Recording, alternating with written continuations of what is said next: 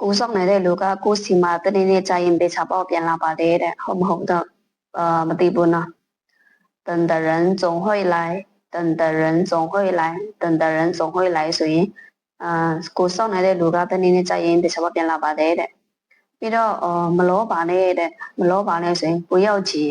不要急不要急ဆိုမလောပါနဲ့ပြီးတော့ငိုလည်းမငိုပါနဲ့တဲ့不要哭不要哭不要哭ဆိုရင်ငိုလည်းမငိုပါနဲ့ပြီးတော့ကြောက်လည်းမကြောက်ပါနဲ့ဆိုရင်不要怕不要怕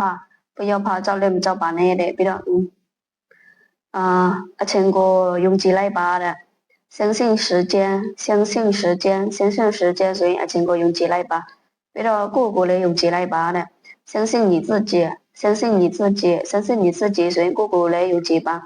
ပြီးတော့တနေ့ကျရင်總有一天總有一天ဆိုရင်တနေ့ကျရင်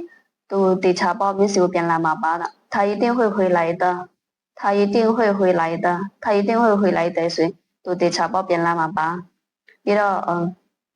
ကိုစောင့်နေတဲ့သူကတနေ့ကျရင်တေချာပေါ့ပြန်လာပါတယ်တဲ့နော်ပြီးတော့ကြောက်လည်းမကြောက်ပါနဲ့ငိုလည်းမငိုပါနဲ့ပြီးတော့လောလည်းမလောပါနဲ့တဲ့အချိန်ကိုယုံကြည်လိုက်ပါပြီးတော့ကိုယ့်ကိုလည်းယုံကြည်လိုက်ပါ